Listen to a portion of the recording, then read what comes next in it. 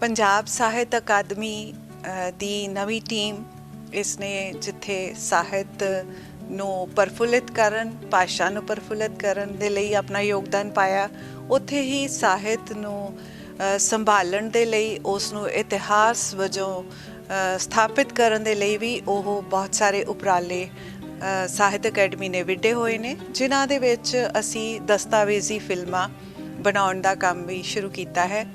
ਇਸ ਤਹਿਤ ਅਸੀਂ ਉੱਘੇ ਲੇਖਕਾਂ ਦੀਆਂ ਦਸਤਾਵੇਜ਼ੀ ਫਿਲਮਾਂ, ਉਹਨਾਂ ਦੀ ਜਾਣਕਾਰੀ, ਉਹਨਾਂ ਦੇ ਜੀਵਨ ਬਿਉਰਾ, ਉਹਨਾਂ ਦੀਆਂ ਪੁਸਤਕਾਂ, ਉਹਨਾਂ ਦੇ ਸਾਹਿਤ ਨੂੰ ਦੇਣ, ਔਰ ਕਿਉਂਕਿ ਇਸੇ ਨੇ ਹੀ ਕੱਲ੍ਹ ਨੂੰ ਇਤਿਹਾਸ ਦੇ ਰੂਪ ਦੇ ਵਿੱਚ ਸਥਾਪਿਤ ਹੋਣਾ ਹੈ, ਔਰ ਇਸ ਨੂੰ ਸੰਭਾਲਣ ਦੀ, ਇਸ ਨੂੰ ਆਉਂਦੀਆਂ ਪੀੜ੍ਹੀਆਂ ਤੱਕ ਪਹੁੰਚਾਉਣ ਦੀ ਬਹੁਤ ਵੱਡੀ ਜ਼ਿੰਮੇਵਾਰੀ ਜਿਹੜੀ ਉਹ ਪੰਜਾਬ ਸਾਹਿਤ ਅਕੈਡਮੀ ਦੇ ਮੋਢਿਆਂ 'ਤੇ ਹੈ।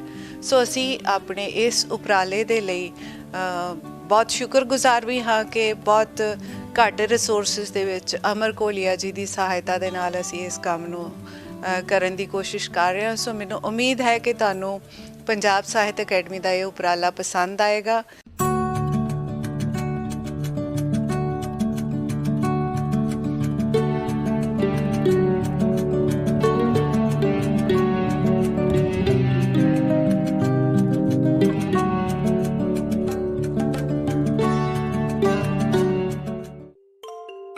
ਬਹੁਪੱਖੀ ਸ਼ਖਸੀਅਤ ਜਸਵੀਰ ਭੁੱਲਰ ਦਾ ਜਨਮ 4 ਅਕਤੂਬਰ 1941 ਨੂੰ ਪਵਿੱਤਰ ਨਗਰੀ ਤਰਨਤਾਰਨ ਦੇ ਨੇੜੇ ਵਸੇ ਪਿੰਡ ਭੁੱਲਰ ਵਿੱਚ ਪਿਤਾ ਸਰਦਾਰ ਅਮਰ ਸਿੰਘ ਭੁੱਲਰ ਅਤੇ ਮਾਤਾ ਸ਼੍ਰੀਮਤੀ ਮਨਜੀਤ ਕੌਰ ਸੰਧੂ ਦੇ ਘਰ ਹੋਇਆ। ਜਸਵੀਰ ਭੁੱਲਰ ਦੇ ਪਿਤਾ ਹੋਰੀ 5 ਭਰਾ ਸਨ। ਜ਼ਮੀਨ ਦੀ ਵੰਡ ਵੰਡਾਈ ਤੋਂ ਪਿੱਛੋਂ ਉਹਨਾਂ ਦੇ ਹਿੱਸੇ ਦੀ ਜ਼ਮੀਨ ਬਹੁਤ ਥੋੜੀ ਰਹਿ ਗਈ ਸੀ। ਕਹਿਣ ਨੂੰ ਭਾਵੇਂ ਉਹ ਪਿੰਡ ਦੀ ਤੀਜੀ ਢੇਰੀ ਦੇ ਮਾਲਕਾਂ ਵਿੱਚੋਂ ਸਨ, ਪਰ ਉਨੀ ਜ਼ਮੀਨ ਨਾਲ ਟੱਬਰ ਦਾ ਗੁਜ਼ਾਰਾ ਤੋਰਨਾ ਔਖਾ ਸੀ।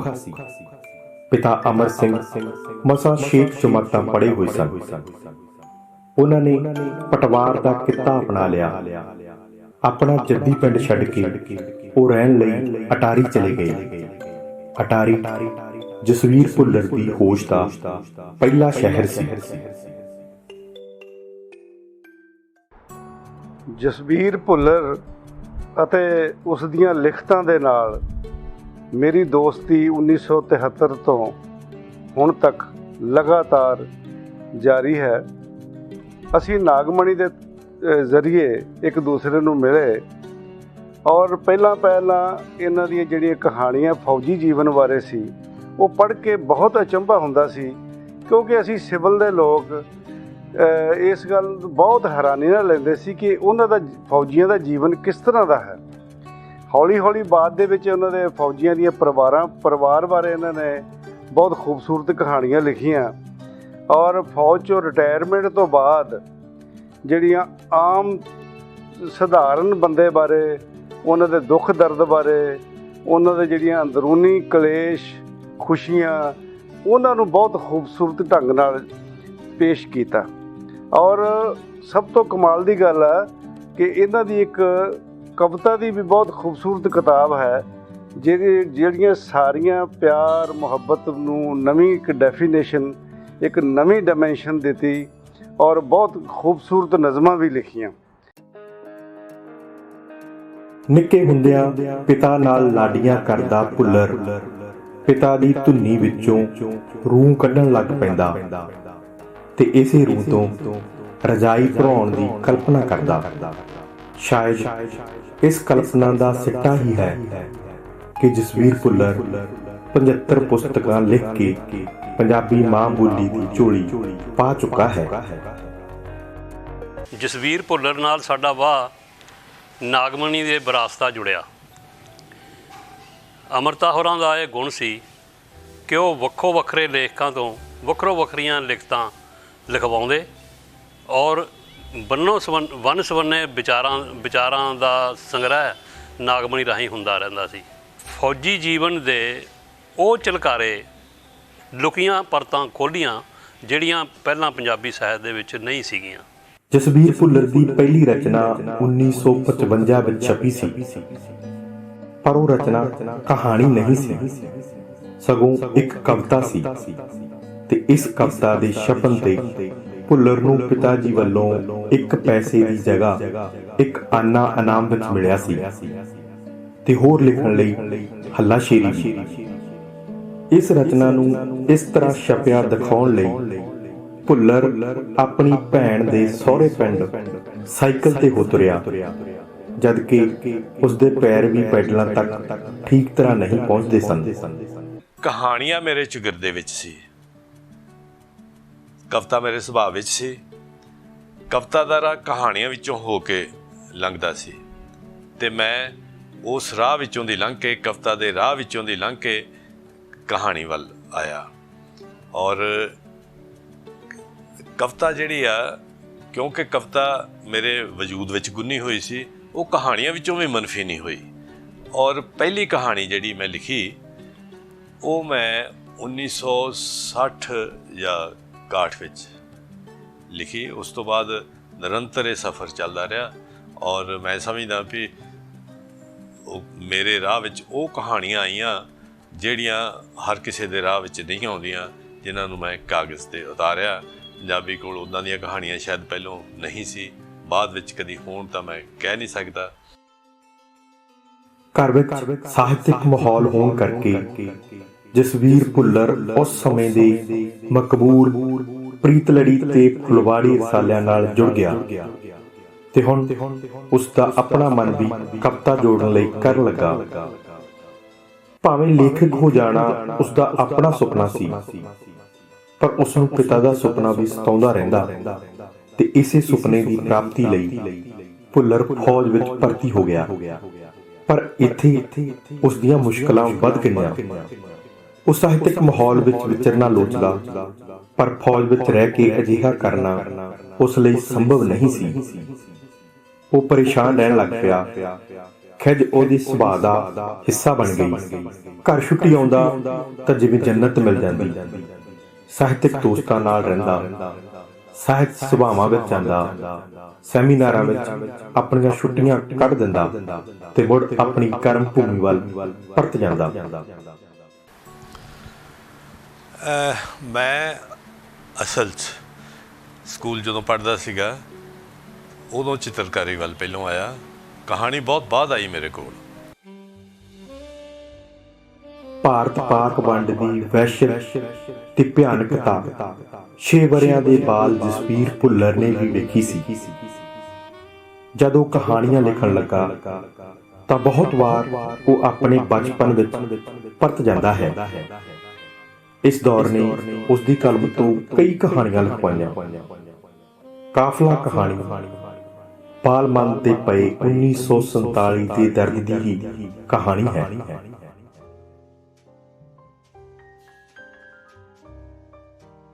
ਜਸਬੀਰ ਭੁੱਲਰ ਪੰਜਾਬੀ ਕਹਾਣੀ ਵਿੱਚ, ਪੰਜਾਬੀ ਵਾਰਤਕ ਵਿੱਚ ਇੱਕ ਬਹੁਤ ਵੱਡਾ ਨਾਂ ਹੈ। ਸਾਡੇ ਕੋਲੇ ਪੰਜਾਬੀ ਸਾਹਿਤ ਵਿੱਚ ਬਹੁਤ ਘੱਟ ਫੌਜੀ ਲੇਖਕ ਨੇ ਜਿਹੜੇ ਸਰਗਰਮ ਨੇ। ਪ੍ਰਗਟ ਸਿੰਘ ਸਿੱਧੂ ਸਾਡੇ ਕੋਲੇ ਸੀ, ਬਹੁਤ ਪਿਛਲੇ 20 ਸਾਲ ਤੋਂ ਮੇਰਾ ਖਿਆਲ ਹੈ ਕੁਝ ਵੀ ਨਹੀਂ ਲਿਖ ਰਿਹਾ। ਜਸਬੀਰ ਭੁੱਲਰ ਜਿਹੜਾ ਹੈ ਅਜਿਹਾ ਸਾਡੇ ਕੋਲੇ ਇੱਕ ਫੌਜੀ ਭਾਈਚਾਰੇ ਵਿੱਚੋਂ ਲੇਖਕ ਹੈ ਜਿਸ ਨੇ ਅਜਿਹਾ ਬਰਤਾਂਤ ਸਿਰਜਿਆ ਹੈ, ਅਜਿਹੀ ਵਾਰਤਕ ਲਿਖੀ ਹੈ ਜਿਹੜੀ ਹੋਰ ਕਿਸੇ ਵੀ ਲੇਖਕ ਨੇ ਉਸ ਤਰ੍ਹਾਂ ਦੀ ਵੰਨਗੀ ਦੀ ਵਾਰਤਕ ਨਹੀਂ ਲਿਖੀ। ਉਸ ਦੀ ਵਾਰਤਕ ਸਾਨੂੰ ਇਸ ਤਰ੍ਹਾਂ ਲੱਗਦਾ ਹੈ ਜਿਵੇਂ ਉਹ ਵਾਰਤਕ ਵਿੱਚ ਕਵਿਤਾ ਲਿਖ ਰਿਹਾ ਹੁੰਦਾ ਹੈ। ਫੌਜੀ ਜੀਵਨ ਬਾਰੇ ਉਹਦੀਆਂ ਕਹਾਣੀਆਂ ਵਿਲੱਖਣ ਨੇ ਔਰ ਉਸ ਦੇ ਜੀਵਨ ਅਨੁਭਵ ਵਿੱਚੋਂ ਨਿਕਲੀਆਂ ਨੇ। ਇਸੇ ਤਰ੍ਹਾਂ ਹੀ ਜੇ ਉਸਨੇ ਬੱਚਿਆਂ ਬਾਰੇ ਲਿਖਿਆ ਹੈ, ਬੱਚਿਆਂ ਬਾਰੇ ਇਸ ਤਰ੍ਹਾਂ ਮਹਿਸੂਸ ਹੁੰਦਾ ਹੈ ਜਿਵੇਂ ਜਸਬੀਰ ਭੁੱਲਰ ਦੇ ਅੰਦਰ ਇੱਕ ਛੋਟਾ ਬੱਚਾ ਬੈਠਾ ਹੋਇਆ ਹੈ, ਚਾਹੇ ਉਹ ਚਾਬੀ ਵਾਲੇ ਖਿਡੌਣੇ ਲਿਖ ਰਿਹਾ ਹੈ, ਚਾਹੇ ਉਹ ਖੰਭਾਂ ਵਾਲਾ ਕੱਚੂ ਕੰਮਾ ਲਿਖ ਰਿਹਾ ਹੈ, ਜਾਂ ਹੋਰ ਬੱਚਿਆਂ ਬਾਰੇ ਉਹ ਜਿਹੜੀਆਂ ਕਿਰਤਾਂ ਕਰ ਰਿਹਾ ਹੈ। ਇਸੇ ਕਰਕੇ ਔਰ ਉਸ ਦੀ ਬਾਲ ਸਾਹਿਤ ਦੀ ਤੇ ਪਕੜ ਵੇਖ ਕੇ ਹੀ ਭਾਰਤੀ ਸਾਹਿਤ ਅਕਾਡਮੀ ਨੇ ਉਹਨੂੰ ਬਾਲ ਪੁਰਸਕਾਰ ਨਾਲ ਨਿਵਾਜਿਆ। ਹੁਣ ਅਜੇ ਵੀ ਉਹ ਸਰਗਰਮ ਹੈ ਕਦੇ ਨਾਵਲ ਲਿਖਣ ਵੱਲ ਵੀ ਰੁਚਿਤ ਹੈ। ਬਹੁਤ ਨੇੜੇ ਸੀ ਅੰਮ੍ਰਿਤਾ ਪ੍ਰੀਤਮ ਦੇ। ਅੰਮ੍ਰਿਤਾ ਪ੍ਰੀਤਮ ਬਾਰੇ, ਅਮਰੋਧ ਬਾਰੇ ਉਹ ਵੀ ਇੱਕ ਪੁਸਤਕ ਲਿਖ ਰਿਹਾ ਹੈ ਔਰ ਮੈਨੂੰ ਪੂਰੀ ਆਸ ਹੈ ਵੀ ਉਹ ਪੁਸਤਕ ਹੈ ਜਿਹੜੀ ਉਹ ਪੰਜਾਬੀ ਸਾਹਿਤ ਵਿੱਚ ਆਪਣੇ ਆਪ ਵਿੱਚ ਇੱਕ ਵੱਡਾ ਸਥਾਨ ਪ੍ਰਾਪਤ ਕਰੇਗੀ। ਔਰ ਸਭ ਤੋਂ ਵੱਡੀ ਜਿਹੜੀ ਖਾਸੀਅਤ ਹੁੰਦੀ ਹੈ ਇੱਕ ਲੇਖਕ ਦੀ ਵੀ ਉਹ ਲਗਾਤਾਰਤਾ ਕਿੰਨੀ ਕੁ ਉਹਦੇ 'ਚ ਬਣੀ ਹੋਈ ਹੈ। ਔਰ ਜਸਵੀਰ ਭੁੱਲਰ ਸਾਡਾ ਲੇਖਕ, ਕਰਨਲ ਜਸਵੀਰ ਭੁੱਲਰ ਜੀ ਨੂੰ ਮੈਂ ਕਹਿਣਾ ਚਾਹੁੰਦਾ ਵੀ ਉਹ ਲਗਾਤਾਰ ਲਿਖ ਰਿਹਾ ਹੈ ਔਰ ਮੈਂ ਆਸ ਕਰਦਾ ਵੀ ਉਹ ਇਸੇ ਤਰ੍ਹਾਂ ਹੀ ਲਿਖਦਾ ਰਹੇਗਾ ਅਤੇ ਪੰਜਾਬੀ ਸਾਹਿਤ ਨੂੰ ਅਮੀਰ ਕਰਦਾ ਰਹੇਗਾ। ਜਸਵੀਰ ਭੁੱਲਰ ਦਾ ਕਿੱਤਾ ਉਸ ਨੂੰ ਲਿਖਣ ਅਤੇ ਸੋਚਣ ਲਈ ਬਹੁਤਾ ਵਕਤ ਨਹੀਂ ਸੀ ਦਿੰਦਾ। ਵਕਤ ਉਸ ਨੂੰ ਚੁਰਾਉਣਾ ਪੈਂਦਾ ਸੀ। ਇਹ ਸੰਭਵ ਨਹੀਂ ਸੀ ਕਿ ਇਲਹਾਮ ਵਰਗੇ ਪਲਾਂ ਨੂੰ ਉਹ ਉਡੀਕਦਾ ਰਹੇ ਅਤੇ ਉਹਨਾਂ ਪਲਾਂ ਅਨੁਸਾਰ ਹੀ ਲਿਖਣਾ ਸ਼ੁਰੂ ਕਰੇ। ਜੇਕਰ ਉਹ ਅਜਿਹਾ ਕਰਦਾ ਤਾਂ ਸ਼ਾਇਦ ਉਹ ਸਫਲ ਸਾਹਿਤਕਾਰ ਨਾ ਬਣ ਸਕਦਾ। ਲੇਕਿਨ ਉਹ ਮੇਰਾ ਸਫ਼ਰ ਨਿਰੰਤਰ ਚੱਲਦਾ ਰਿਹਾ ਔਰ ਹੁਣ ਤੱਕ ਜਿਹੜਾ ਉਹ ਮੈਂ ਲਿਖ ਰਿਹਾ, ਕਹਾਣੀ ਜਾਂ ਸਾਹਿਤ ਜਾਂ ਨਾਵਲ, ਇਹ ਸਾਰਾ ਕੁਛ ਮੇਰੇ ਇਬਾਦਤ ਵਾਂਗੂ ਆ। ਫਾਰਮੈਲਿਟੀਜ਼ ਦੇ ਵਿੱਚ ਨਹੀਂ ਪੈਂਦੇ, ਬਹੁਤਾ ਬੋਲਦੇ ਨਹੀਂਗੇ, ਆਪਦੇ 'ਚ ਬਿਜ਼ੀ ਰਹਿੰਦੇ ਨੇ। ਉੱਪਰ ਮਤਲਬ ਬ੍ਰੇਕਫਾਸਟ ਕਰਕੇ ਉੱਪਰ ਚਲੇ ਜਾਂਦੇ ਨੇ ਆਪਦਾ ਲਿਖਣ 'ਚ। ਲਿਖਣਾ ਇਹਨਾਂ ਦਾ ਪੈਸ਼ਨ ਹੈ। ਜਸਵੀਰ ਭੁੱਲਰ ਨੇ ਸਾਹਿਤ ਦੀ ਹਰ ਵਿਧਾ ਤੇ ਹੱਥ ਅਜਮਾਇਆ ਹੈ। ਕਵਿਤਾ ਝਰੀਟਦਾ ਤਾਂ ਇੱਕ ਫਾਈਲ ਵਿੱਚ ਸਾਂਭ ਛੱਡਦਾ ਤੇ ਭੁੱਲ ਜਾਂਦਾ। ਇਵੇਂ ਹੀ 35 ਵਰ੍ਹੇ ਬੀਤ ਗਏ। ਕਵਿਤਾਵਾਂ ਵਾਲੀ ਫਾਈਲ ਖਸਤਾ ਹਾਲਤ ਵਿੱਚ ਇੱਕ ਦਿਨ ਹੱਥ ਲੱਗੀ ਤਾਂ ਕੁਝ ਕਵਿਤਾਵਾਂ ਨਾਗਮਣੀ ਵੱਲ ਸਰਕਾ ਦਿੱਤੀਆਂ ਤੇ ਅੰਮ੍ਰਿਤਾ ਪ੍ਰੀਤਮ ਦਾ ਖਤ ਆਇਆ। ਜਸਬੀਰ, फैज ने कहा सी, शायर सलाम कहता है तेरे हुस्न के नाम, ते अज कहना पै गया मैं सलाम कहती हूँ तेरी शायरी के नाम। ਜਸਬੀਰ ਬਹੁਤ ਚੰਗੇ ਫਾਦਰ ਨੇ, ਬੱਚਿਆਂ ਨੂੰ ਬਹੁਤ ਪਿਆਰ ਕਰਦੇ ਨੇ, ਬਹੁਤ ਕਾਈਂਡ ਨੇ। ਮੈਨੂੰ ਲੱਗਦਾ ਹੀ ਨਹੀਂ ਬੱਚਿਆਂ ਨੂੰ ਕਦੇ ਗੁੱਸੇ ਹੋਏ ਹੋਣਗੇ ਜਾਂ ਕਦੇ ਮਾਰਿਆ ਹੋਊਗਾ। ਰੀਅਲੀ ਮਤਲਬ ਸੱਚਮੁੱਚ ਹੀ ਬੱਚੇ ਉਹਨਾਂ ਦੇ ਪਿਆਰ ਤੋਂ ਕਾਫੀ ਡਿਪਰਾਈਵ ਆਫ ਵੀ ਰਹੇ ਨੇ, ਕਿਉਂਕਿ ਸੈਫਲ ਪੌਣੇ 4 ਸਾਲ ਦਾ ਸੀ ਜਦੋਂ ਉੱਥੇ ਗਿਆ। ਅਤੇ ਕਈ ਵਾਰੀ ਜਦੋਂ ਉਹਨੂੰ ਕੋਈ ਜ਼ਰੂਰਤ ਹੁੰਦੀ ਸੀ ਤਾਂ ਉਹ ਕਹਿੰਦਾ ਹੁੰਦਾ ਸੀਗਾ ਵੀ ਮਾਮਾ ਪਾਪਾ ਨੂੰ ਕਹਿ ਦਿਓ ਵੀ ਆਹ ਚੀਜ਼ ਲੈਣੀ ਹੈ। ਆਦਕਾ ਉਦੋਂ ਪੌਣੇ 2 ਸਾਲ ਦੀ ਸੀਗੀ। ਅਤੇ ਪਰ ਬੜੇ ਲਵਿੰਗ ਫਾਦਰ ਹੈਗੇ। ਅਤੇ ਐਜ਼ ਹਸਬੈਂਡ ਪੜ੍ਹਾਈ ਲਿਖਾਈ ਤੋਂ ਟਾਈਮ ਘੱਟ ਮਿਲਦਾ ਹੈ। ਸਾਰੇ ਰਾਈਟਰਸ ਵਰਗੇ ਹੈਗੇ ਪਰ ਚੰਗੇ ਨੇ, ਗੁੱਡ ਐਟ ਹਾਰਟ। ਮਤਲਬ ਮੈਨੂੰ ਲੱਗਦਾ ਕਦੇ ਗੁੱਸੇ 'ਚ ਕੋਈ ਇਹੋ ਜਿਹੀ ਗੱਲ ਨਹੀਂ ਕਹੀ ਜਿਹੜੀ ਮੈਨੂੰ ਪਿੰਚ ਕਰਦੀ ਹੋਵੇ। ਚਿੱਤਰਕਲਾ ਦੀ ਮੁਹਾਰਤ ਨੇ ਜਸਵੀਰ ਭੁੱਲਰ ਦੀ ਇੱਕ ਹੋਰ ਕਲਾ ਵਿੱਚ ਵਾਧਾ ਕੀਤਾ।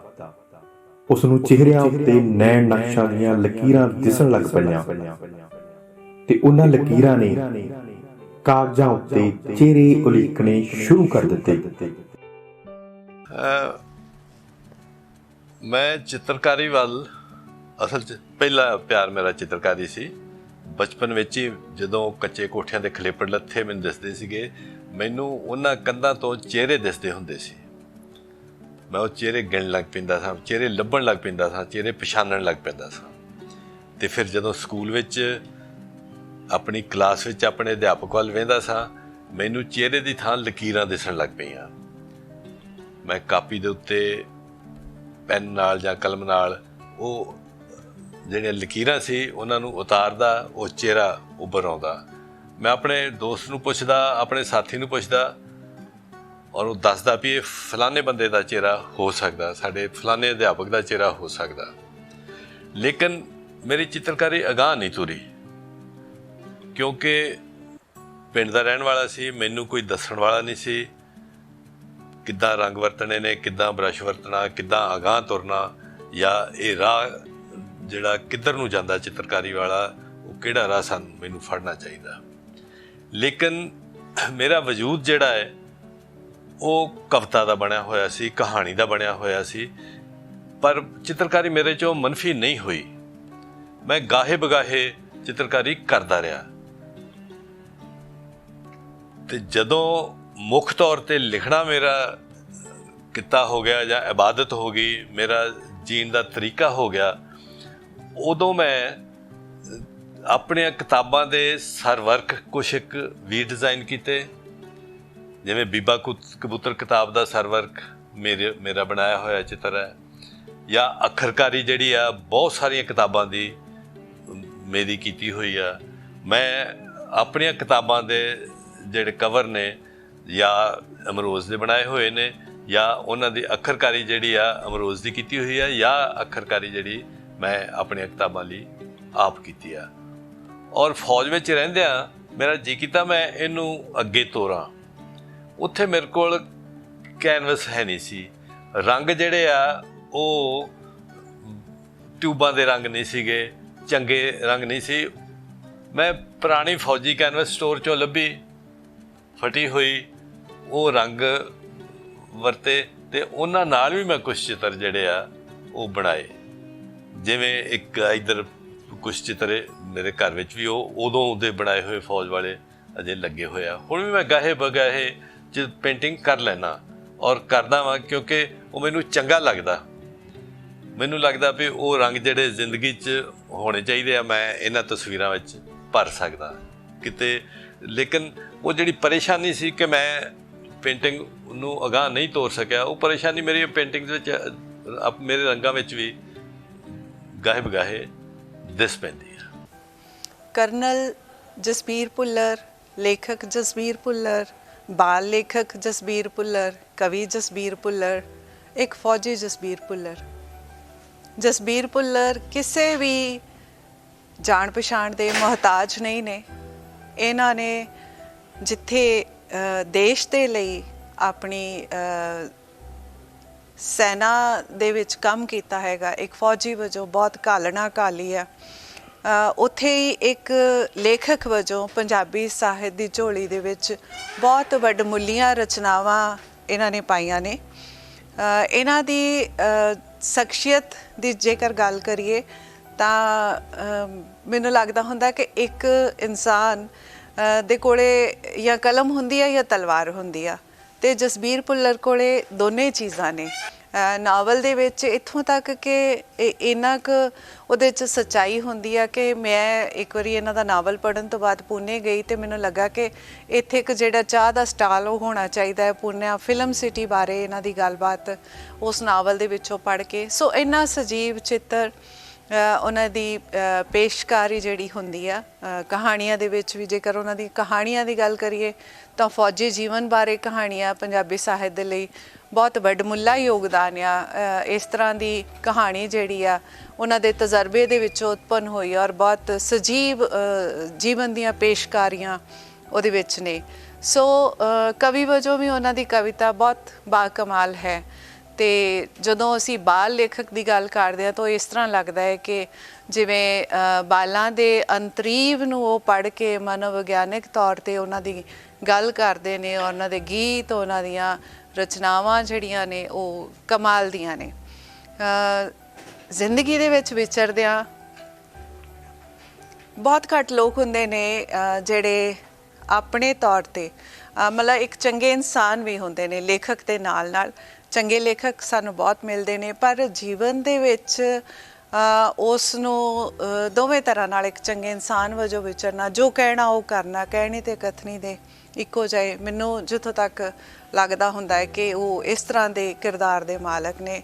ਇੱਕ ਵਧੀਆ ਜ਼ਿੰਦਗੀ ਜਿਉ ਰਹੇ ਨੇ। ਆਪਣੀ ਜੀਵਨ ਸਾਥਣ ਸਾਡੀ ਗੁੱਡ ਭੈਣ ਉਹਨਾਂ ਦੇ ਬਹੁਤ ਸਹਾਇਕ ਹੁੰਦੇ ਨੇ ਔਰ ਬਹੁਤ ਸਾਰੇ ਸਕੂਲਾਂ ਦੇ ਫੰਕਸ਼ਨਸ ਦੇ ਵਿੱਚ ਉਹ ਜੱਜਮੈਂਟ ਵੀ ਕਰਨ ਜਾਂਦੇ ਨੇ। ਮੇਰਾ ਵੀ ਵਾਹ ਵਾਸਤਾ ਉਹਨਾਂ ਨਾਲ ਪਿਆ ਹੈ ਔਰ ਬੱਚਿਆਂ ਦੇ ਪੱਧਰ 'ਤੇ ਜਾ ਕੇ ਸਮਝਣਾ, ਵਰਕਸ਼ਾਪ ਦੇ ਵਿੱਚ ਉਹਨਾਂ ਨੂੰ ਸਮਝਾਉਣਾ, ਉਹਨਾਂ ਬਾਰੇ ਲਿਖਤਾਂ ਲਿਖਣੀਆਂ। ਸੋ ਬੜੀਆਂ ਖੂਬਸੂਰਤ ਚੀਜ਼ਾਂ ਨੇ ਜਿਹੜੀਆਂ ਜਸਬੀਰ ਭੁੱਲਰ ਬਾਰੇ। ਔਰ ਸਭ ਤੋਂ ਪਿਆਰੀ ਗੱਲ ਕਿ ਹਮੇਸ਼ਾ ਟਿਟ ਫਿਟ ਰਹਿੰਦੇ ਨੇ, ਹਮੇਸ਼ਾ ਹੀ ਉਹ ਸੱਜ ਸੰਵਰ ਕੇ ਰਹਿੰਦੇ ਨੇ।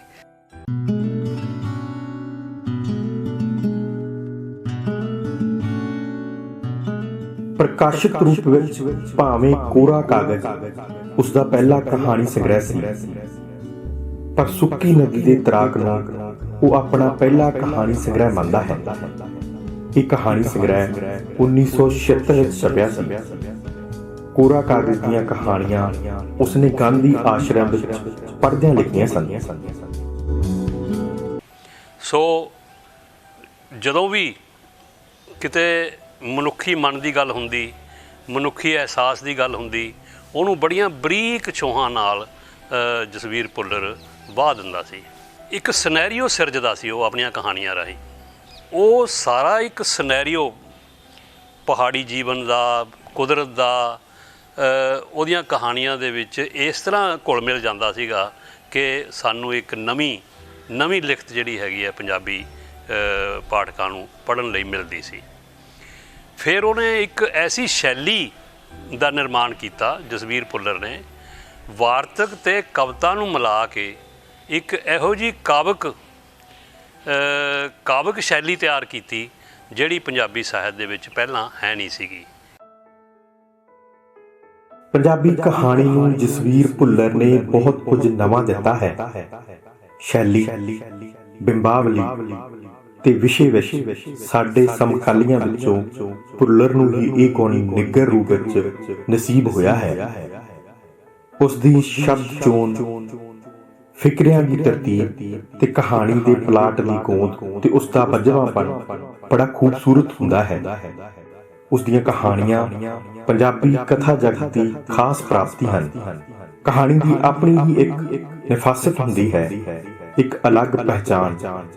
ਜਸਵੀਰ ਭੁੱਲਰ ਨੇ ਉਹ ਨਿਫਾਸਤ, ਉਹ ਪਹਿਚਾਣ ਬਣਾ ਲਈ ਹੈ। ਜਸਵੀਰ ਭੁੱਲਰ ਨੂੰ ਪਾਠਕ ਨੂੰ ਬੰਨ੍ਹ ਕੇ ਰੱਖਣ ਦੀ ਜੁਗਤ ਆਉਂਦੀ ਹੈ। ਉਹ ਆਪਣੀਆਂ ਲਿਖਤਾਂ ਰਾਹੀਂ ਪਾਠਕਾਂ ਨੂੰ ਸਮੋਹਿਤ ਕਰਦਾ ਹੈ। ਪਾਠਕ ਸਾਹ ਰੋਕ ਲੈਂਦੇ ਨੇ। ਸੈਨਿਕ ਜੀਵਨ ਦੀਆਂ ਕਹਾਣੀਆਂ ਪੜ੍ਹਦਿਆਂ ਡਾਕਟਰ ਦਲੀਪ ਕੌਰ ਟਿਵਾਣਾ ਨੇ ਜਸਵੀਰ ਭੁੱਲਰ ਨੂੰ ਖਤ ਵਿੱਚ ਲਿਖਿਆ, ਜਸਵੀਰ, ਕਹਾਣੀਆਂ ਪੜ੍ਹਦਿਆਂ ਮੇਰੇ ਤਾਂ ਸਾਹ ਸੁੱਕੇ ਰਹੇ। ਜਿਹਦੇ ਇੱਕ ਹੱਥ ਕਲਮ ਹੈ ਤੇ ਦੂਜੇ ਬੰਦੂਕ, ਮੈਂ ਤੇਰੀ ਦੂਰੀ ਖੈਰ ਮੰਗਦੀ ਹਾਂ। ਭੁੱਲਰ ਦੀ ਕਹਾਣੀ ਕਲਾ ਨਿਖੜਵੀਂ ਹੈ, ਕਿਸੇ ਦੀ ਨਕਲ ਨਹੀਂ, ਸਗੋਂ ਆਪਣੀ ਕਮਾਈ ਹੋਈ ਹੈ। ਪਾਠਕ ਨੂੰ ਕੀਲ ਕੇ ਆਪਣੇ ਇਸ਼ਾਰੇ ਉੱਤੇ ਤੋਰਨ ਦੀ ਹਿੰਮਤ ਹੈ। ਜਸਵੀਰ ਭੁੱਲਰ ਇੱਕ ਐਸਾ ਸਸ਼ਕਤ ਕਥਾਕਾਰ ਹੈ ਜੋ ਪਾਠਕ ਦੇ ਸਾਹਮਣੇ ਜ਼ਿੰਦਗੀ ਦੇ ਰੂਪ ਹੀ ਪ੍ਰਗਟ ਨਹੀਂ ਕਰਦਾ, ਸਗੋਂ ਪਾਠਕ ਨੂੰ ਦੇਖੀ ਭੋਗੀ ਜ਼ਿੰਦਗੀ ਨੂੰ ਆਪ ਕਲਮਬੱਧ ਕਰਨ ਲਈ ਪ੍ਰੇਰਿਤ ਵੀ ਕਰਦਾ ਹੈ। ਇਹ ਭੁੱਲਰ ਦੀ ਲੇਖਣੀ ਦੀ ਸਫਲਤਾ ਹੈ।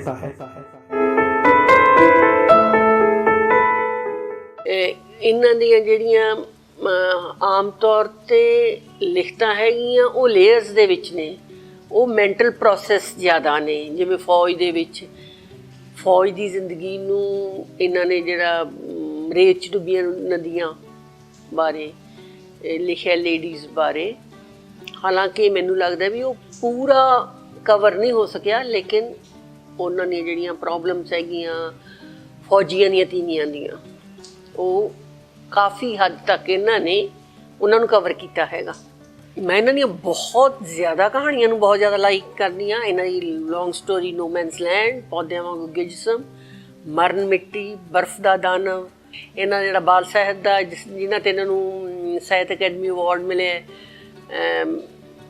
ਪਤਾਲ ਦੇ ਗਿੱਠ-ਮੁੱਠੀਏ, ਬਹੁਤ ਹੀ ਕਮਾਲ ਹੈ। ਇੱਕ ਵਾਰੀ ਮੈਂ ਬੱਚਿਆਂ ਕੋਲ ਗਈ, ਉੱਥੇ ਇਹਨਾਂ ਨੇ ਫੋਨ ਕੀਤਾ ਹੈਪੀ ਬਰਥਡੇ। ਮੈਂ ਮੱਤਰ ਗਈ ਵੀ ਜਸਵੀਰ ਨੇ ਹੈਪੀ ਬਰਥਡੇ, ਇਹਨਾਂ ਨੂੰ ਕੀ ਹੋ ਗਿਆ, ਇਹਨਾਂ ਨੇ ਕਿਹਾ ਹੈਗਾ। ਮੈਂ ਸੈਫੁਲ ਨੂੰ ਆਖਿਆ ਬੇਟੇ ਨੂੰ, ਬੇਟੇ ਤੂੰ ਪਾਪਾ ਨਾਲ ਗੱਲ ਕੀਤੀ, ਤੂੰ ਯਾਦ ਕਰਾਇਆ? ਉਹ ਕਹਿੰਦੇ ਨਹੀਂ, ਬਿਲਕੁਲ ਵੀ ਨਹੀਂ। ਅਤੇ ਉਹ ਪਰ ਮੈਂ ਕਾਫੀ ਦੇਰ ਨਹੀਂ ਸੀ ਮੰਨੀ।